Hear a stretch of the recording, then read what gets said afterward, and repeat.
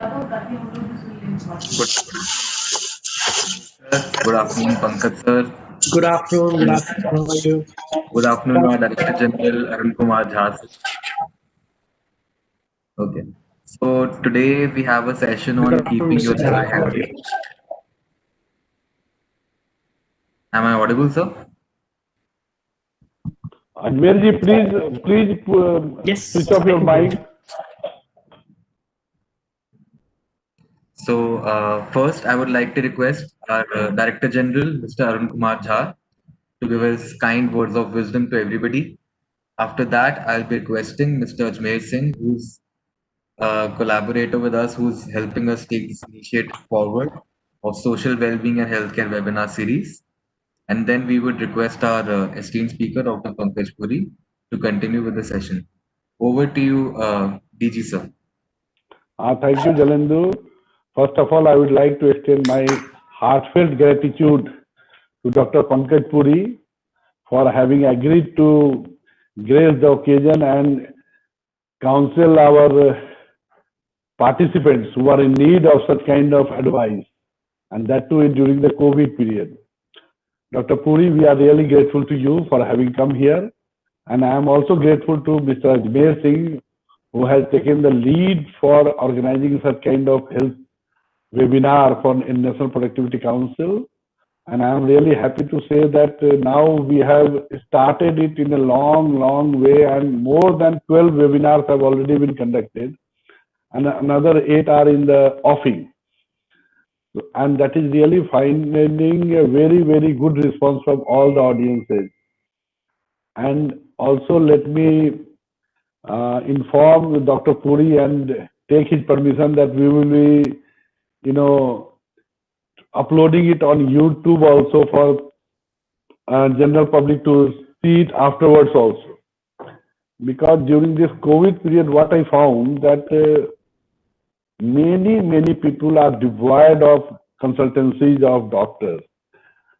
And although I do not want to sound pessimistic, but non-COVID problem is now taking toll.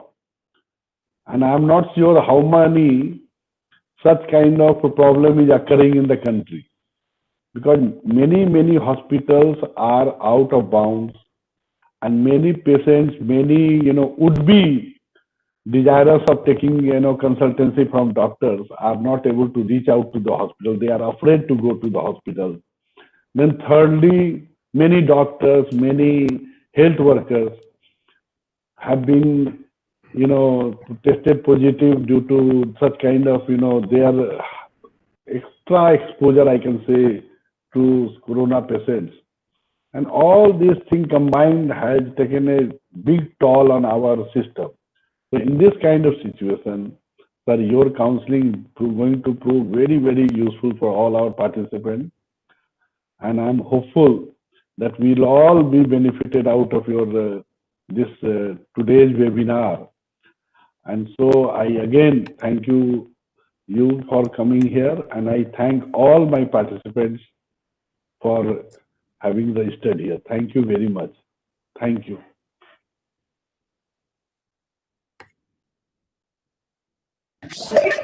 Thank you, sir. And now I would request Mr. Ajmer Singh to introduce the speaker and about today's session. Over to you, sir.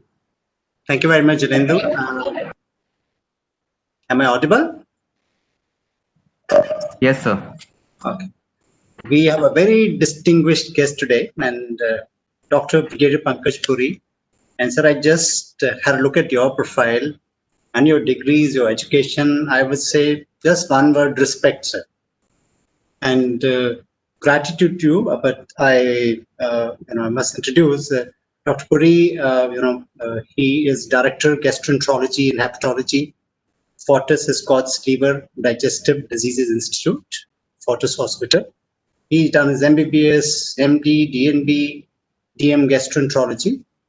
He has a fellowship in liver transplant from King's College London. He's a fellow of Royal College of Physicians, Edinburgh.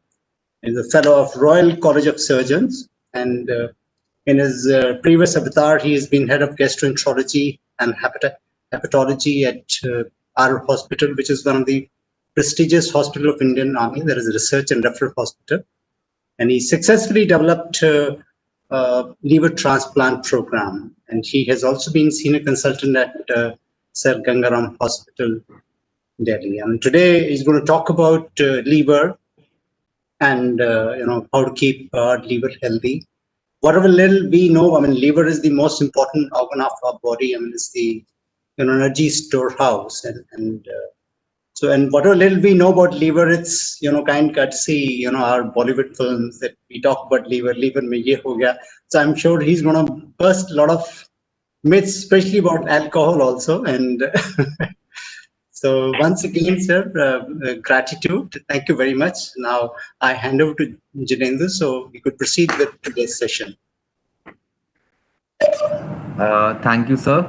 And now I would like to request Dr. Pankaj Puri to begin with the session. And all the participants, whoever has any questions, any doubts, please put it in the chat box or the Q&A. Towards the end of the session, sir will respond to them. Over to you, sir. Thank you, Mr. Jha, and thank you, Mr. Ajmer Singh. I'm humbled by your kind words. And it's a pleasure to speak to this audience. The liver, because I find liver. I'm going to talk to you about liver and keeping the liver healthy. The liver doesn't seem to get the spotlight as the heart or the lungs. It sits under the ribs on the right-hand side. It's the largest organ, maybe anything other than the skin. Sorry to interrupt. So your presentation is not visible. Yeah, now it is visible.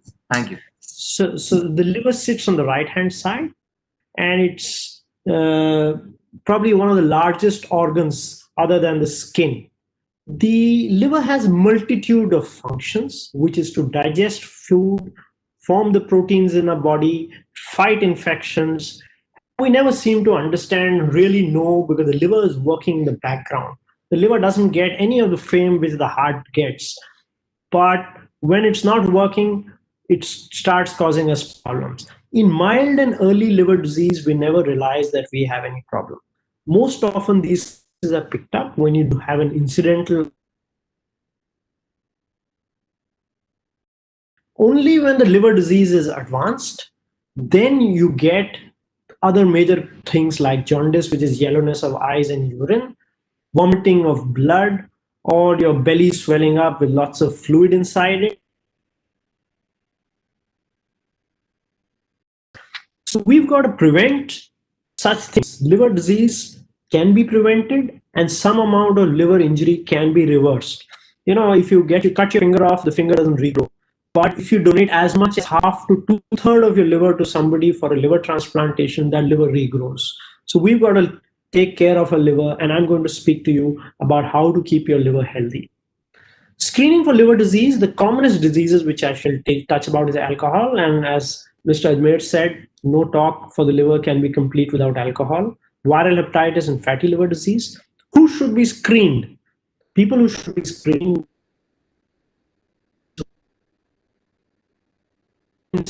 are found to have liver function tests. Excessive alcohol intake. People who are prone to infections like blood transfusions, surgeries, or family history of hepatitis B and C who can get these infections, they should be screened. When people have alcohol, and if say 90 to 100% of them will get fatty liver, out of which 10 to 35 will get the next step, which is alcoholic hepatitis. And of these, about 40% will develop cirrhosis. Now, everybody who has alcohol doesn't get liver disease. If you have 90 to 100% will have fatty liver. This is relatively at which reversal is possible. As it goes forward, you get alcoholic hepatitis, where there is a lot of inflammation, there is scarring, there is fibrosis. Fibrosis becomes very marked. Then that is a stage which is irreversible, and that is where you're getting cirrhosis. And some of these people who have cirrhosis can go on to develop liver cancers. So why do only 15-20% people of heavy drinkers develop alcoholic liver disease? It's related to how much alcohol they have, how long they have had, certain host variables like gender. Women are more prone. People who have obesity, people who have genetic variability, and certain cofactors like alcohol, smoking, and hepatitis B and C infections. So, what is safe alcohol limit? So, whenever we compare alcohol, we look at what alcohol we are looking at. About 250 ml of beer, 100 ml of wine, and 30 ml of whiskey are all 10 grams, and that's about roughly one drink. So, what's a safe alcohol limit? It's one drink per day for women and roughly 2 drinks per day for male. Patients should not have other comorbidities. People who have a lot of who are morbidly obese, people who have hepatitis B, hepatitis C, and without any risk. We also recommend that if you do have alcohol, then you should have a couple of alcohol-free days in a week. It should not be continuous, non-stop alcoholic. You need some time for the liver to recover. Beyond alcohol, the next thing we worry about the liver is viral hepatitis. Now, viral hepatitis, hepatitis A and E, these are food and waterborne. The other viruses, hepatitis B, C, and D, these are related to bloodborne. They can be transmitted from man to woman on sexual transmission. They can be transmitted by sharing of razors, toothbrushes. So need no infusions. In our country, though, we are seeing some hepatitis D coming in from Soviet countries. So what about the burden of hepatitis B and C in India? See, in India, about 2.7% of our population, which is around 40% people, have hepatitis B. And we surveyed hepatitis C and we found it's about 1%. So about 15 million people with hepatitis C and 40 with hepatitis B. Acute viral hepatitis, most of it is due to hepatitis A and E, and more and more of hepatitis E. We are seeing about 10 million per year. India is seeing about 2 lakh deaths per year due to chronic liver disease, and A and E are endemic in India. The World Health Assembly has endorsed global strategy for viral hepatitis eradication with the aim to eliminate down to 2030, to decrease the incidence by 90% and to decrease mortality by 65%. This is a tough task. It really means that we need to diagnose 90% of those infected, and 80% of those diagnosed should be treated. Now, many people who have hepatitis B and C in our country don't even know, and we are not screening and evaluating them enough. If we look at fatty liver, this is a third major thing which I'm going to touch upon. The prevalence of fat, look at this red part, is more than 30%, and India is in that 30%. We have a high prevalence of fatty liver in our country. Even people who are not obese can get fatty liver. So lean fatty liver disease known and happening in our country. So fatty liver we diagnose it almost daily in our OPD. 1/3 of us have fatty liver disease. To the liver, but also indications that these people have non-liver risks, heart disease, vascular disease, strokes. So very common in people who are obese, who are diabetic, who have inflammation and scarring, which over time can lead to liver failure and liver cancer. So if we look at the middle-aged population, which a lot of us on this webinar are, pure fatty liver is occurring in about 46% only in this population. And NASH, hepatitis, which is fat with inflammation and fibrosis, occurring in almost 22%. So we got to all look at all of us and see what our risks are. Fatty liver is usually, picked up by chance. Either they have a bright liver on ultrasound or the LFT is abnormal on testing. Many people get tests done because they have hypertension and heart disease, or you have a medical insurance and occupational health checkups, and about liver functions are abnormal. And then you do ultrasound, which is bright, and that looks like fatty liver. The spectrum of fatty liver varies from just pure fat in the liver to inflammation and fibrosis, and finally going on to cirrhosis. And obviously, people who get cirrhosis can get liver cancers. How do we manage fatty liver disease. More than drugs, lifestyle management.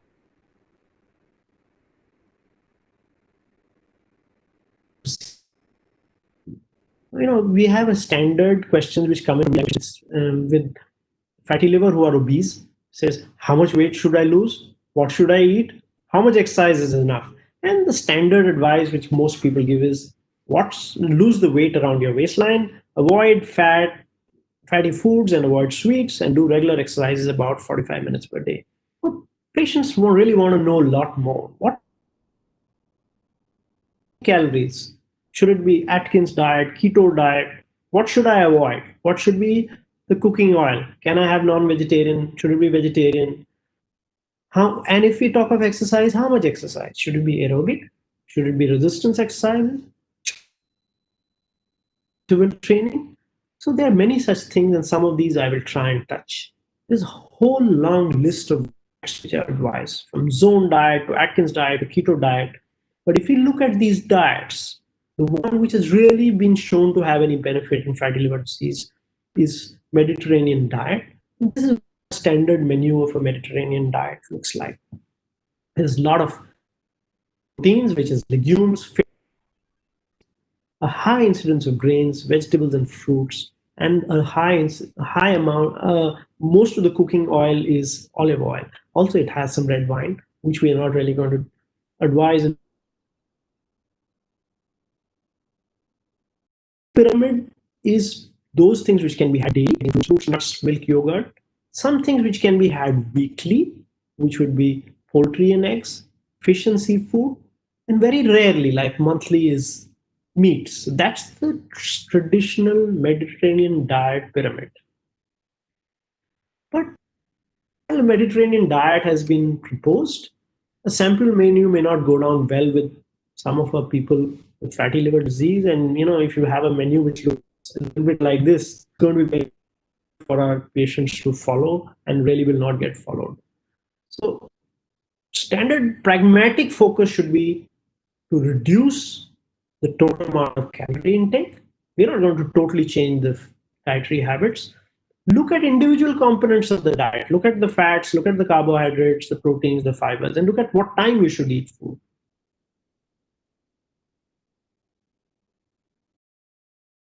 Saturated fats and avoid the cholesterol. Saturated fats may cause more insulin resistance, increase the amount of fatty liver disease, and should be just about 7 to 10%.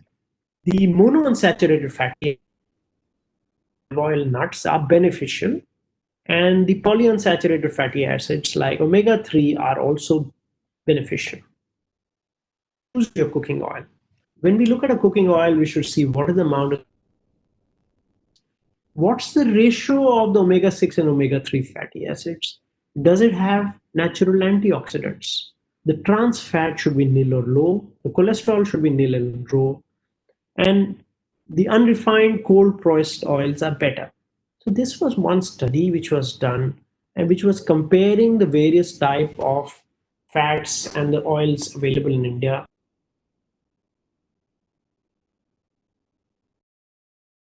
What should be best? And some of these oils, like mustard oil, which is often used by some of our communities, has a high amount of aerobic acid, which is not very safe. Some of the Vanaspati oils have a very high amount of trans fatty acids. So what are the good oils? The bad oils are coconut oil, ghee, Vanaspati, mustard oil, palm oil. The good oils are olive oil, canola oil, rice bran oil, and some of the others would be groundnut, sunflower, but probably olive oil, canola, and rice bran are the better ones. Also, reheating of oils and refrying is something which should be avoided because the oils don't become good. Carbohydrate intake, we should avoid things which will rapidly increase the blood sugar, decrease the sweetened beverages, change the quality of rice like brown rice instead of white rice, include whole grains and millets in the diet. The proteins are good because a high amount of proteins increase the satiety. They protect the lean body mass and they cause weight loss. And protein intake should be about 20% of total energy. And a good source is dairy, fish, poultry, soya proteins. So this is what a dietary prescription should look for people with fatty liver. So whatever they're eating, they should have a calorie deprivation of 500 to 1,000 kilocalories. A rough rule: start decreasing your food intake by about a fourth. Avoid the saturated fats, sugars, sweetened drinks, fast foods. The total calories should be about 20% in proteins and 50 to 60% from carbohydrates. Gotta aim for a weight loss of about zero point 0.5 to 1 kilo per week, and aim to lose about 7% of body weight, and not only just lose that body weight, maintain that weight loss. Does it matter when we eat? We should have most of our calories in the morning. We shouldn't miss some meals. Some value in intermittent fasting. Eat for about most of your meals in 8 hours and fast for about 16 hours, and that is good for your weight loss. Increased fibers are beneficial. They prevent fatty liver progression. Coffee intake has also been shown to have protective effect. Sedentary behavior, like watching lots of television, is not good. You must break up your sedentary period. Must have walk up a little in between your TV watching or your sedentary behavior. We increase your exercise to about 150 minutes per week of exercise. And we must monitor it. There are lots of apps which are available on your phones to monitor what exercise you're doing and how much you're walking. So aerobic versus resistance exercise versus high training, they all work. But if the patient has poor cardiorespiratory fitness, resistance exercise may be only feasible. They may not be able to do too much of aerobic exercise. High intensity training is less time consuming, and that's the benefit. People don't have busy lives, so they tend to use HIIT. Both aerobic and resistance exercises are available, are equally effective, and it's recommended to combine both. Exercise tends to help even without losing weight. There are many studies which have shown that even without losing weight, there is improvement in fat with exercise. So treating fatty liver by targeting obesity, we must have calorie restriction of 1,200 to 1,500 kilocalories per day and a deficit of 500 to 750 calories per day. 20% should be by proteins and 45 to 60% should be for carbohydrates. Among the fats, 20 to 35% of the calories should be with saturated fats, which are less than 10%. The exercise should aim for a calorie deficit of more than 400 kilocalories per day. Walk 10,000 steps a day, which is a traditional teaching. It tends to work. It is effective. You must do 150 to 300 minutes per week of moderate aerobic exercises, which is and this should be a combination of walking, jogging, swimming, and brisk walking, not just general walking. Walk so that you can't talk to the person next to you. Resistance training more than 2 sessions per week is also effective and beneficial. And if you really want to improve, you should have weight loss to decrease the inflammation and fibrosis. And more than 10% is required to regress the fibrosis. So 7 to 10%. So what are the preventive steps you can take to protect yourself against liver disease? Restrict your alcohol intake in women to 1 drink per day and men to 2 drinks per day. Binge drinking avoided. You should look out for signs of dependency, like drinking alone, increased tolerance to drinking, and thinking about drinking. Reduce your consumption of fatty foods. Avoid processed foods like hamburgers, deep fried food, cheese, sweets. Balance your mixture of foods from all food groups, including dairy, fruits, vegetables, and fats. Fats in cleaning the intestine, and it's important, and preventing fat buildup in the liver. Liver care is more than just diet. Exercise is important. It keeps the liver good, and also of fitness should be a combination of aerobic and muscle strengthening exercises. Should be done. All the children are now being immunized for hepatitis B, but If you have a family member who is hepatitis B positive, who has hepatitis B infection, then the other family members should also be vaccinated for hepatitis B. Hepatitis A, there was a time when we thought there's universal infection and required. Now there's a role of hepatitis A vaccination as there is better sanitation and food safety. There are lots of myths about detoxifying your liver. There are many food products which have flooded the market, which claim to detox and cleanse your liver, whether it's after a binging on food and alcohol in a weekend or it's to repair a liver which has already got damaged. But there are lots of myths. Safe. So all liver tonics are not safe. Let me give you an example. This is Mr. AB. He's 56 years old. He had arthritis. He had deranged liver function. He had extensive evaluation, all viral markers, immune markers, everything was checked. We excluded drugs as an offending agent.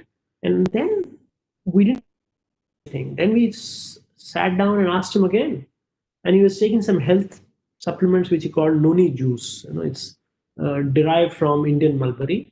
Must be good, but reports of paratoxicity related to noni juice. So we must be careful and not just take tonics in this era.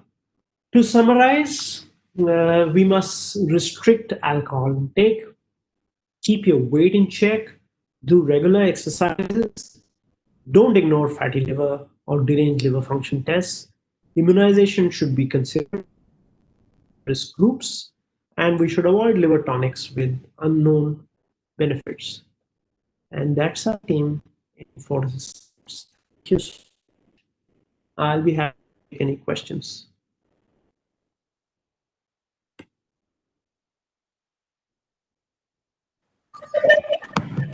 I can stop sharing.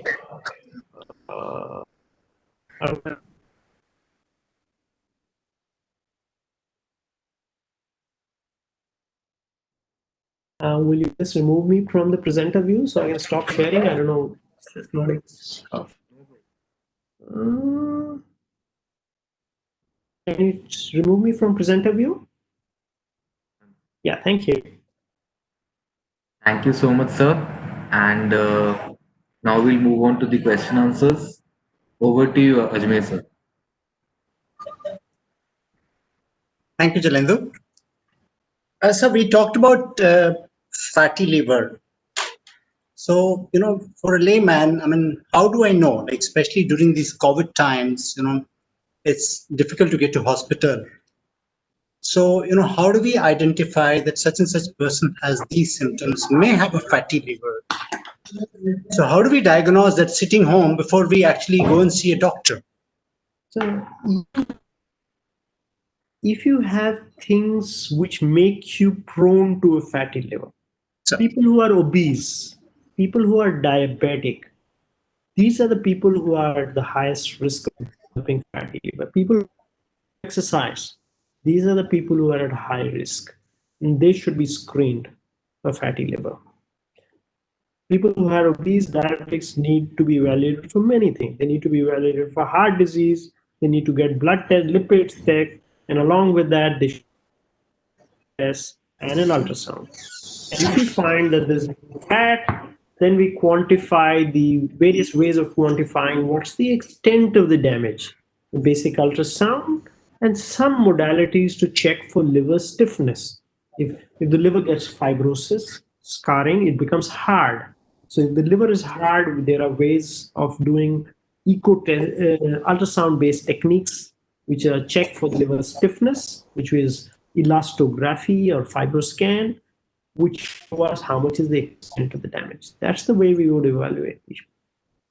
Now, if I may request to explain in Hindi, sir, कि किसी को liver fatty liver है उसके क्या symptom हो सकते हैं जो आप अपने घर पे आपको लगे कि this is time I need to see a hepatologist? अगर आप में मोटापा है, अगर आपके में मधुमेह की बीमारी है, तब आपको लिवर के अंदर चर्बी होने की आशंका है, तब आपको अपनी जांचें करानी चाहिए. वैसे भी अगर आपको मोटापा है, आपको दिल की बीमारी है, हृदय के रोग, ऐसी चीजें भी हो सकती हैं, मधुमेह भी हो सकता है, लिपिड्स की भी तकलीफें हो सकती हैं। आपको ब्लड टेस्ट होने चाहिए, हार्ट का चेकअप होना चाहिए। ब्लड टेस्ट के अंदर शुगर, लिपिड्स, इनको साथ साथ में लिवर फंक्शन टेस्ट भी होने चाहिए, और अल्ट्रासाउंड होना चाहिए ताकि लिवर के अंदर चर्बी तो नहीं है। अगर लिवर में चर्बी है और लिवर टेस्ट फंक्शन आपके खराब आ रहे हैं, तब हम और भी टेस्ट करते हैं देखने के लिए लिवर के अंदर शक्ति तो नहीं आ गई। अगर लिवर के अंदर शक्ति आई है, तब हमने उसको चेक करना है। उसको चेक करने के तरीके होते हैं, कुछ मशीनें होती हैं जिसको हम इलास्टोग्राफी बोलते हैं या फाइब्रोस्कैन बोलते हैं। उससे हम चेक कर में शक्ति है कि नहीं, फिर हम ये सलाह करते हैं कि क्या इलाज होना चाहिए।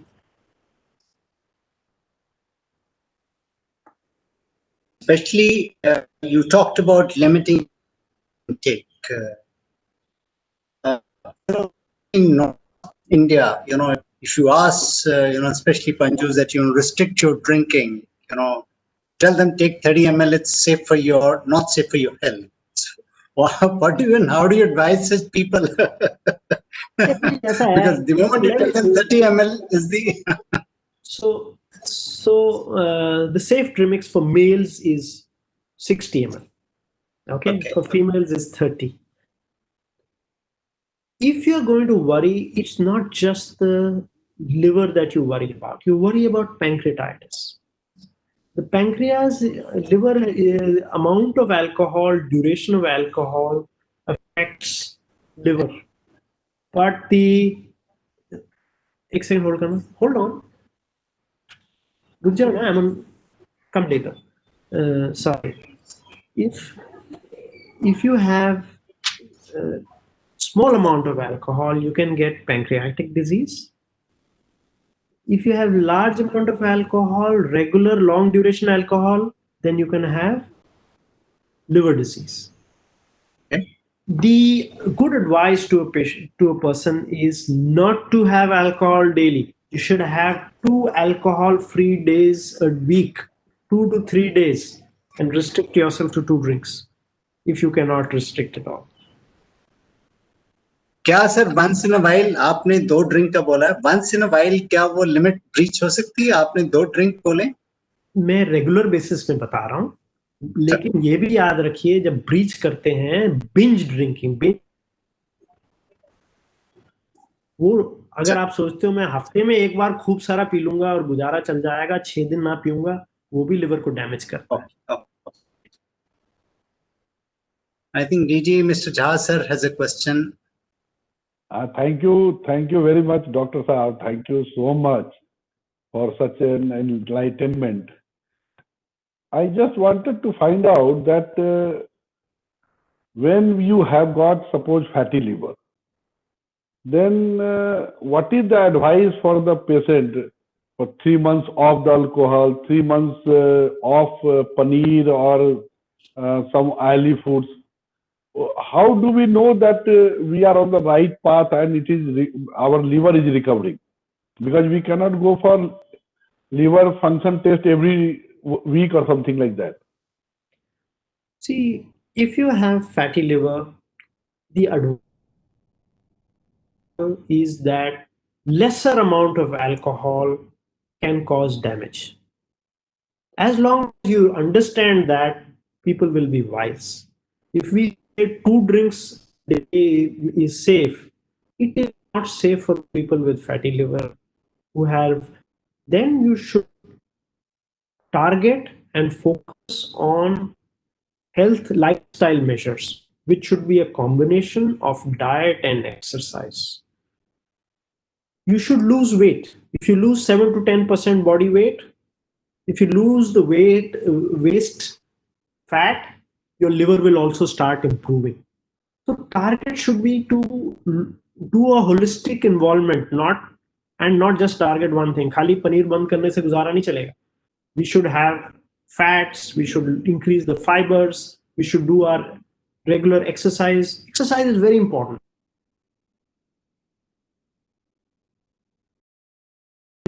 I'm not doing enough exercise, I feel.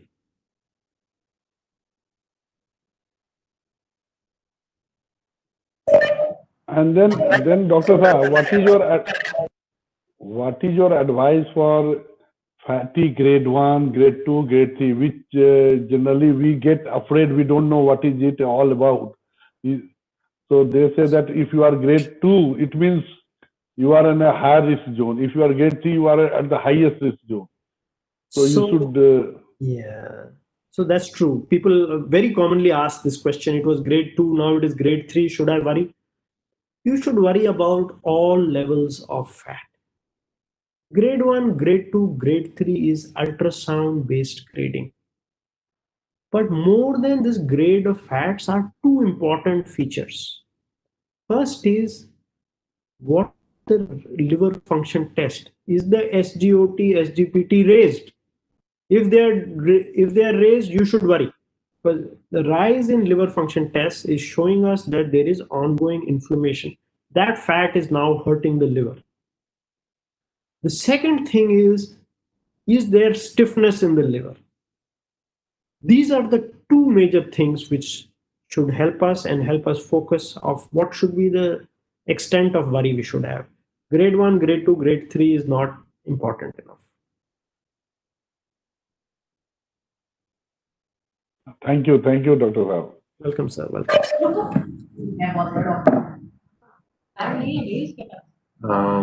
Thank you, sir.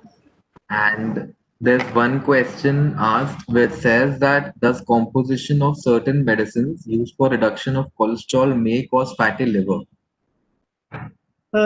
Most of these medicines which cause reduction of fatty liver can cause some derangement of liver function enzymes, and per se most of these medicines will not cause fatty liver per se.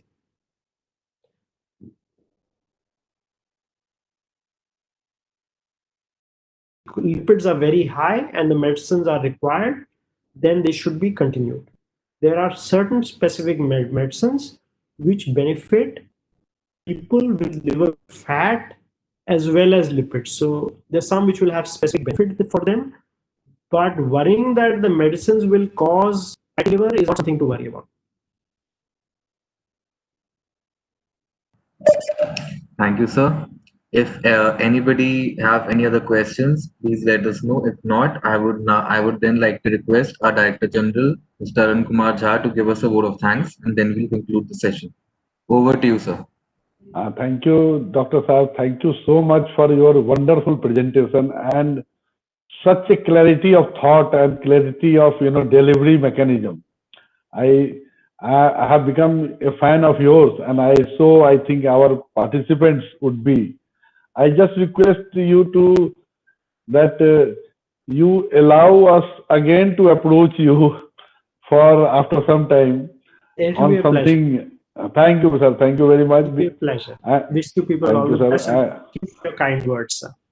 Thank you, sir. And I request all my participants that if they have any questions, please let us know. Please send us by mail so that we can again request Dr. Saab to give us some answer to that. So thank you very much.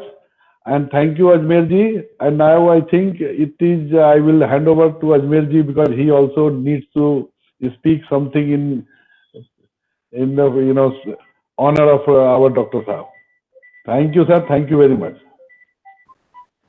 Thank you very much, sir. Our immense gratitude, and we hope to see you again. And this was extremely informative session. And so we bother you once again, sir. Extremely grateful. Thank you very much, sir.